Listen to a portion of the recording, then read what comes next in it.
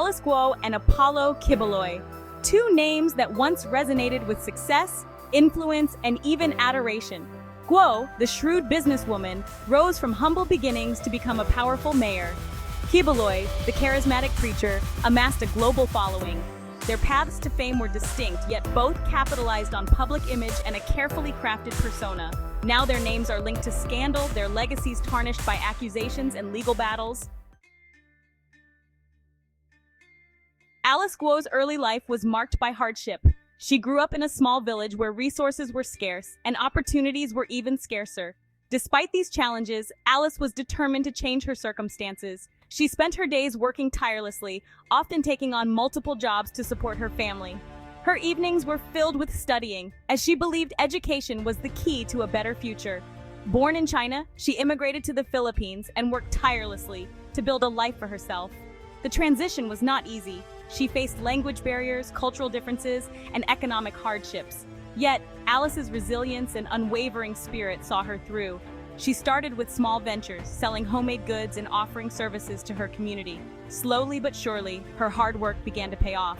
Her business acumen and strong personality propelled her into politics, where she gained a reputation for being tough but fair. Alice's journey from a struggling immigrant to a successful businesswoman and politician is a testament to her tenacity. She used her platform to advocate for the underprivileged, ensuring that others would have the opportunities she once lacked. Her speeches were powerful, often drawing large crowds who admired her strength and determination.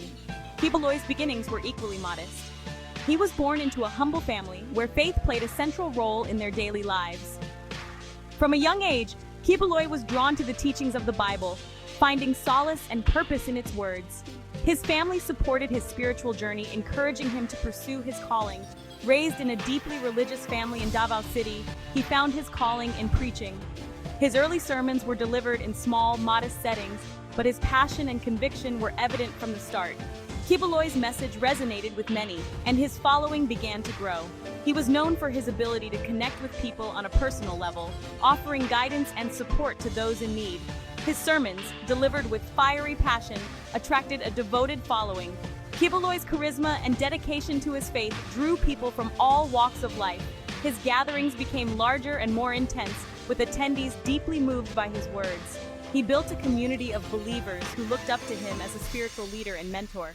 Both Guo and Quiboloy understood the power of image and used it to their advantage, cultivating personas that resonated with their followers. They knew that in order to make a lasting impact, they needed to be seen and heard. Through their public appearances and speeches, they inspired countless individuals, leaving a legacy that continues to influence many today. Their stories are a reminder that with determination and faith, one can rise from modest roots to become a public figure who makes a difference. Alice Guo's political career was defined by her no-nonsense approach and her focus on economic development. As mayor of Bamban, Pampanga, she earned the moniker Iron Lady for her strict policies and her unwavering commitment to progress. Guo spearheaded infrastructure projects, attracted foreign investment, and transformed Bamban into a thriving municipality. Her success made her a popular figure, but it also drew scrutiny. Whispers of corruption and abuse of power began to surface, casting a shadow over her achievements. Apollo Quiboloy's rise to fame was nothing short of meteoric. He founded the Kingdom of Jesus Christ, the name above every name, a religious movement that quickly gained traction. Quiboloy's followers, known as Kapatids, revered him as the appointed Son of God. His sermons, broadcast globally, preached a message of prosperity and salvation. Quiboloy's influence extended beyond the pulpit. He wielded considerable political clout, befriending presidents and influencing policy. However, allegations of sexual abuse and financial impropriety soon plagued his ministry. Section 5. Empires built, the source of their wealth. Both Guo and Quiboloy amassed significant wealth during their time in the public eye. Guo's fortune was built on a combination of shrewd business dealings and alleged corrupt practices. Her construction company secured lucrative government contracts, and her political connections provided access to privileged information and opportunities. Quiboloy's wealth stemmed from the immense donations of his followers. The Kingdom of Jesus Christ, with its vast real estate holdings and business ventures, became a financial powerhouse. Questions about the source and legitimacy of their wealth swirled round both figures.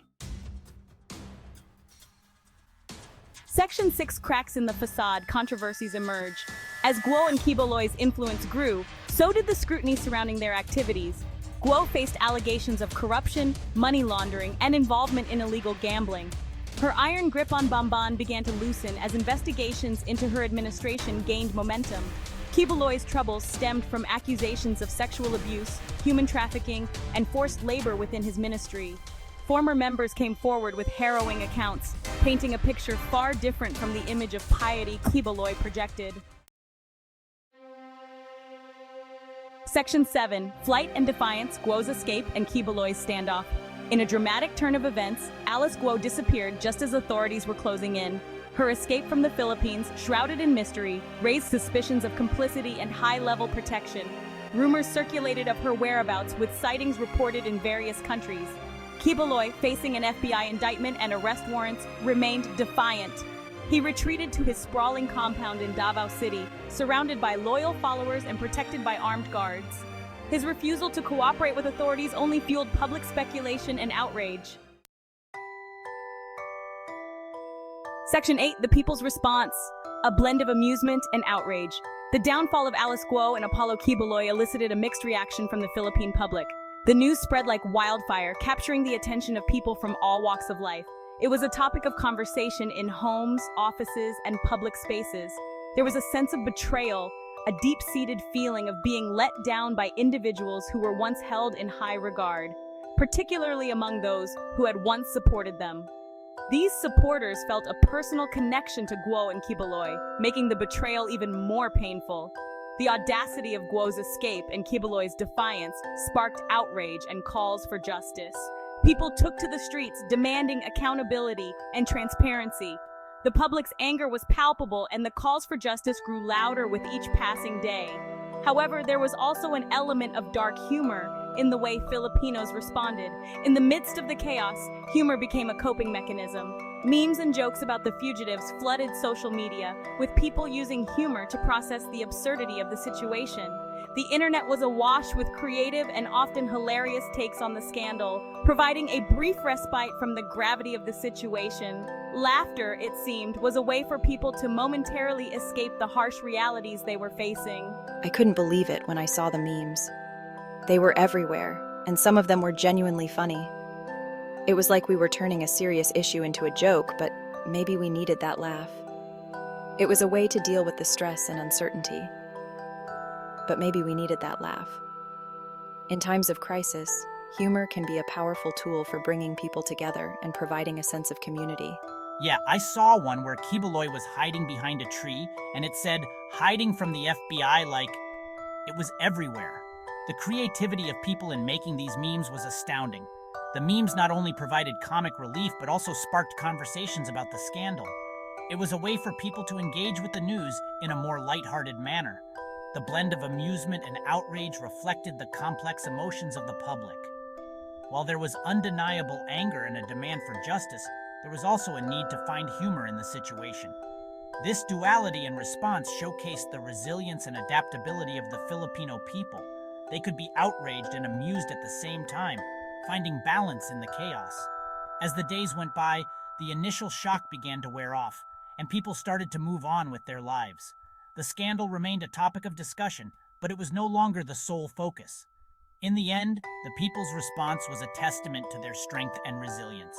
They faced the scandal head-on with a blend of amusement and outrage, and continued to move forward. Section 9. The Lure of Free Food, a Nation's Unusual Bounty. In a bizarre twist, businesses across the Philippines began offering free food in exchange for information leading to the capture of Alice Guo and Apollo Quiboloy. This unusual bounty system quickly caught the public's attention, creating a buzz that spread like wildfire through social media and news outlets. From burger joints to high-end restaurants, the promise of a bounty meal became a national phenomenon. The variety of establishments participating in this campaign was staggering. Street vendors, family-owned diners, and even five-star establishments joined in, each offering their own unique culinary delights as a reward. While some saw it as a harmless marketing ploy, Others criticized it as trivializing the serious allegations against the fugitives. Debates erupted in cafes and online forums, with people passionately arguing both sides. Some believed it was a clever way to engage the public and gather crucial information, while others felt it undermined the gravity of the situation. Regardless of the intent, the campaign highlighted the public's fascination with the case and their desire to see justice served, even if it meant luring the accused with a free lunch. The initiative also sparked conversations about the role of businesses in social issues and the lengths to which people would go for a free meal. It became a reflection of society's complex relationship with justice, media, and the power of incentives. The campaign, though controversial, undeniably brought the case into the limelight, ensuring that the search for Alice Guo and Apollo Quiboloy remained a topic of national interest. Section 10. Justice Pending. The ongoing search and uncertain futures. As of today, both Alice Guo and Apollo Quiboloy remain at large. Their cases serve as a stark reminder of the complex relationship between power, influence, and accountability. The Philippine government, under pressure to bring them to justice, continues its pursuit. However, the longer they evade capture, the more elusive justice becomes. The saga of Guo and Quiboloy is far from over. It is a story of ambition, deception, and the enduring human capacity for both good and evil.